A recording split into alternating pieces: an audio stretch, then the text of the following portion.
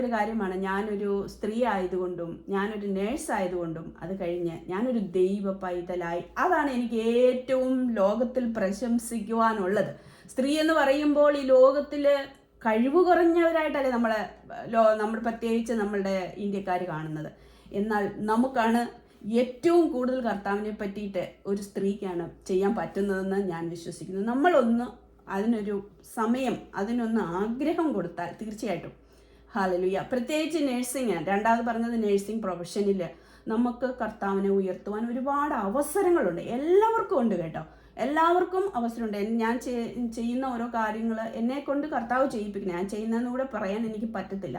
കർത്താവ് നമ്മൾക്ക് കൊണ്ട് ചെയ്യിപ്പിക്കുന്നു. ഞാൻ ഓർക്കുന്നത്, ഏലിയാവ് ഗുഹയിൽ പോയി കിടന്ന് ഉറങ്ങിയില്ലേ, ഇനി ഒന്നും മരിച്ചാ മതി എന്ന് പറഞ്ഞ് കിടക്കുമ്പോഴും അവിടെയും നിന്റെ അസൈൻമെന്റ് ഫുൾഫിൽ ചെയ്യുവാൻ ദൈവം തൻ്റെ ദൂതനെ അയക്കും. ഹല്ലേലൂയ. അതുകൊണ്ട് പ്രശംസിക്കുവാൻ, ഞാൻ ചെയ്തു, നമ്മൾ പറഞ്ഞു, അവർ രക്ഷിക്കപ്പെട്ടു എന്ന് പറയുവാൻ ഒരു യോഗ്യതയുമില്ല. കർത്താവ് നമ്മൾ ഉറങ്ങിക്കിടക്കുവാണെങ്കിലും എഴുന്നേക്കെന്നും പറഞ്ഞുകൊണ്ട് എഴുന്നേൽപ്പിച്ചു വിടും. അത് ദൈവത്തിൻ്റെ പദ്ധതിയാണ്. അതുകൊണ്ട് ഞാൻ ചെയ്തതായിട്ട് ഒന്നും എനിക്ക് തോന്നുന്നില്ല. കാരണം it was not at all hard. എനിക്ക് മുമ്പിൽ ദൈവം തന്ന അവസരം മാത്രമാണ്, അല്ലാതെ ഞാനൊന്നും തന്നെ ചെയ്തിട്ടില്ല എന്ന് ഞാൻ ആത്മാർത്ഥമായിട്ട് പറയുകയാണ്. ഞാൻ ശരിക്കും ഒന്നും ചെയ്തിട്ടില്ല.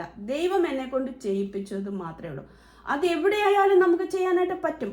ഞാൻ നാട്ടിൽ പോകുന്ന സമയത്ത് ബസ്സിൽ കയറി പോകുമായിരുന്നു.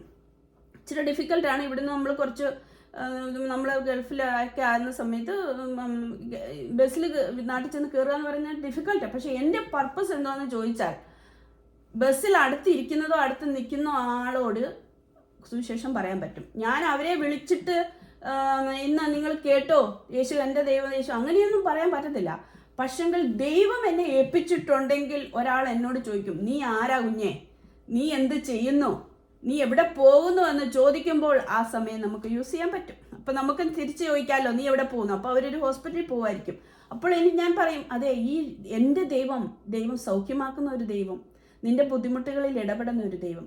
അതുകൊണ്ട് ഞാൻ പറഞ്ഞതിന് അങ്ങനെ സ്നാനമെടുത്ത ആൾക്കാർ വരെയുണ്ട്. ഒറ്റ പ്രാവശ്യം സുവിശേഷം പറഞ്ഞ ഒരു വ്യക്തി പത്തനാപുരത്ത് ഒരു കോളേജിലെ പ്രൊഫസറായിരുന്നു. ഇവിടെ ഞാൻ തിരിച്ചു വന്നപ്പോൾ എന്നോട് പറയുവാണ്, ചേച്ചി ഞാൻ സ്നാനമെടുത്തു എന്ന്.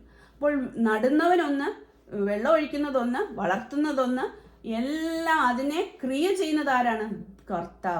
കർത്താവ് പ്രവർത്തിച്ചല്ലാതെ നമുക്കൊന്നും ചെയ്യാൻ പറ്റത്തില്ല. നമ്മൾ പല സ്റ്റേജുകളിൽ നമ്മൾ പലതും ചെയ്യുന്നു എന്ന് മാത്രമേ ഉള്ളെന്നാണ് ഞാൻ വിശ്വസിക്കുന്നത്.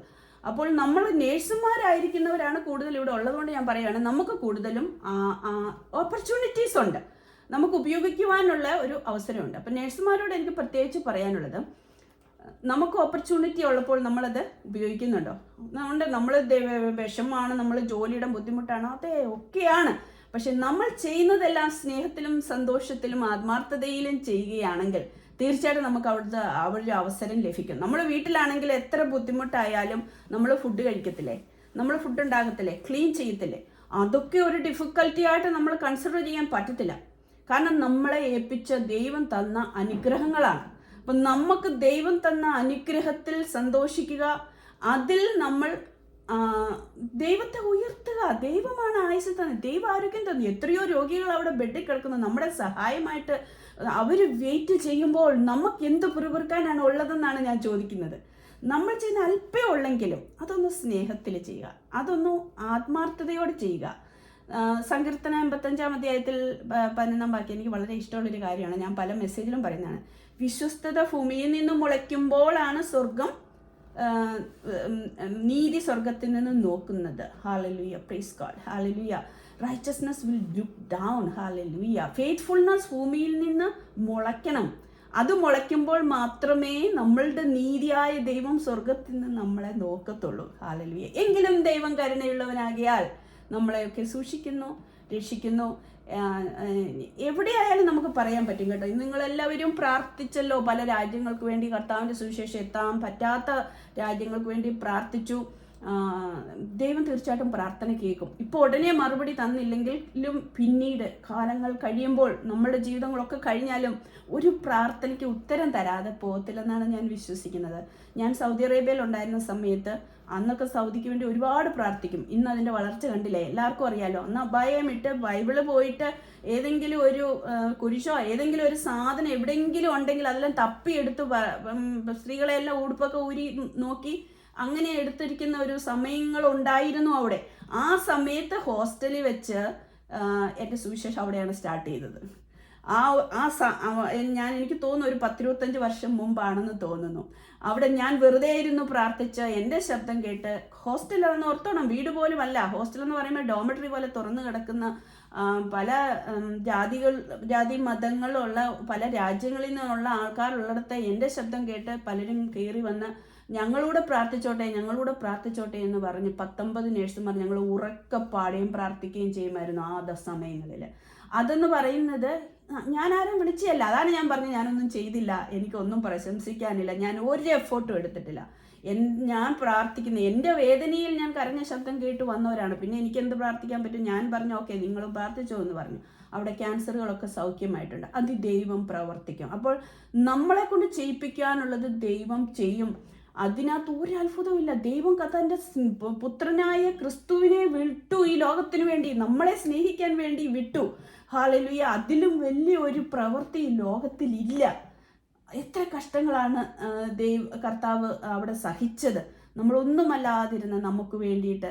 നമ്മൾ പാപികളായിരിക്കുമ്പോൾ തന്നെ, ഇപ്പോഴും പാപം ചെയ്യുമ്പോഴും പുത്രനായ ക്രിസ്തുവിൻ്റെ രക്തം നമുക്ക് വേണ്ടി വാദിക്കുന്നു. അവൾ എൻ്റെ മകളാണ്, അവൾ എൻ്റെ സഹോദരിയാണ്, എൻ്റെ രക്തത്താൽ വീണ്ടെടുക്കപ്പെട്ട മകളാണെന്ന് ഹല്ലേലൂയ പുത്രൻ ദൈവസന്നിധിയിൽ വാദിക്കുന്നത് കൊണ്ടാണ് നമ്മൾ ഓരോരുത്തരും ഇവിടെ നിൽക്കുന്നത്. അതുകൊണ്ട് എനിക്ക് നേഴ്സായാലും ആയതുകൊണ്ടും ഒരു ചൈൽഡ് ഓഫ് ഗോഡ് എന്ന് പറയുന്നതിൽ എനിക്ക് ഭയങ്കര അഭിമാനമാണ്. ഞാൻ ആയിരിക്കുന്നിടത്തൊക്കെ, അതൊരു കൊട്ടാരത്തിലായാലും ദൈവം ഒരു അവസരം തരും.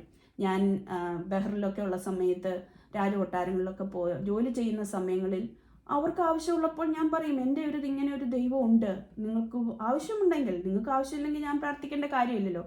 അങ്ങനെയുള്ള അവസരങ്ങളെ ദൈവം, എനിക്കൊരു പേടിയുമില്ല. കാരണം ഭയത്തിൻ്റെ ആത്മാവിനെയല്ല, ധൈര്യത്തിൻ്റെ ആത്മാവിനെയല്ലേ ദൈവം നമുക്ക് തന്നിരിക്കുന്നത്. അതുകൊണ്ട് ചിലരൊക്കെ എന്നോട് ചോദിക്കും, ചേച്ചി ജോലിയൊന്നും വേണ്ടെന്നാണോ വിചാരം? അപ്പോൾ ഞാൻ പറഞ്ഞു, ഈ ജോലി പോയാലും 10, 7, 9, 100, 1000 ജോലികൾ തരുവാൻ എൻ്റെ ദൈവത്തിന് കഴിയും. Hallelujah, praise God. അത് ജോലിയിലല്ല, എന്നെ ഏൽപ്പിച്ച ഒരു ജോലി, ഈ ജോലിയിലും വലിയ വേറൊരു ജോലി എനിക്കില്ലല്ലോ. ഹല്ലേലൂയ. ആ കാര്യം ഒന്നും കുറുകിപ്പോയിട്ടില്ല. എവിടെ ഏതൊരു അഗാധ ഗർഭത്തിലായാലും അവിടെയും തൻ്റെ കരം ഇറങ്ങി വന്ന് പ്രവർത്തിക്കുവാൻ കഴിവുള്ള ഉന്നതനായ ഒരാളുടെ മകളാണെന്നുള്ള ഒരു ബോധ്യം എനിക്കുണ്ട്. ഞാൻ എവിടെയായാലും എൻ്റെ ദൈവം എൻ്റെ കൂടെയുണ്ട്. എന്നെ അറിയുന്നു, എന്നെ നിർമ്മിച്ചവൻ, എന്നെ എൻ്റെ അമ്മയുടെ ഉദരത്തിൽ ഉണ്ടാകുന്നതിന് മുമ്പേ അറിഞ്ഞ ഒരു ദൈവം. അതിലും വലിയ ഒരു അറിവ് ഈ ലോകത്തിൽ നമുക്ക് എന്തിനാണ്? Hallelujah, praise God. നമുക്ക് ദുഃഖങ്ങളുണ്ട്, ഭാരങ്ങളുണ്ട്. പക്ഷേ ആ ദുഃഖങ്ങളിലും ഭാരങ്ങളിലും ഒന്ന് അപ്പ എന്നൊന്ന് വിളിക്കുവാൻ, ഹല്ലേലൂയ, പല പ്രയാസങ്ങളും നമ്മുടെ ജീവിതത്തിൽ വരും. അപ്പോഴൊക്കെ നമ്മളുടെ മുമ്പിൽ ഉയർത്തി കർത്താവേ എന്ന് വിളിക്കുവാൻ ആ സമയങ്ങളിൽ നമുക്ക് ആരും ഉണ്ടായിരിക്കത്തില്ല. പ്രത്യേകിച്ച് നമ്മൾ ചില കാര്യങ്ങൾ, കർത്താവേ എനിക്കിത് അറിയത്തില്ല. ഞാൻ പുതിയതായിട്ട് ഇവിടെ വന്ന സമയത്ത് എപ്പോഴും എല്ലാവരെയും പോയി, നമുക്ക് കൂട്ടുകാരാരുമില്ല, എൻ്റെ കൂടെ ഒരു മലയാളി ഒരു ഇന്ത്യനോ ഒന്നുമില്ല, അപ്പോൾ ചോദിക്കാൻ പറ്റത്തില്ല. അപ്പോഴൊക്കെ ചോദിക്കുന്നത്, അപ്പാ എനിക്കിത് അറിയില്ല, എങ്ങനെ ചെയ്യും? അപ്പോൾ പലരും ഇങ്ങോട്ട് വന്ന് ചോദിക്കും, mini do you want any help എന്ന് ചോദിക്കും. അതാണ് ദൈവത്തിൻ്റെ പ്രവർത്തനം എന്ന് പറയുന്നത്. ഹല്ലേലൂയ. കർത്താവിനെ പറ്റി പറയുവാൻ നമ്മൾ ഏതൊരു അവസരവും യൂസ് ചെയ്യണം.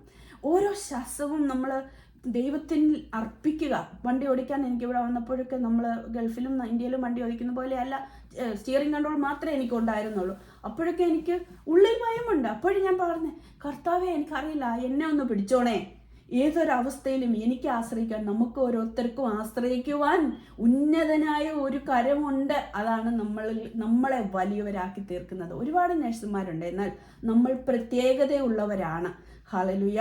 കാരണം ഈ സ്നേഹം കാണിക്കുവാൻ, ഈ സമാധാനം, ഏതൊരവസ്ഥയിലും ഈ സമാധാനത്തിൻ്റെ പ്രഭുവായ ക്രിസ്തു യേശു നമ്മളിൽ വാഴുമ്പോൾ ആ സമാധാനം പകരുവാൻ നമുക്ക് സാധിക്കും.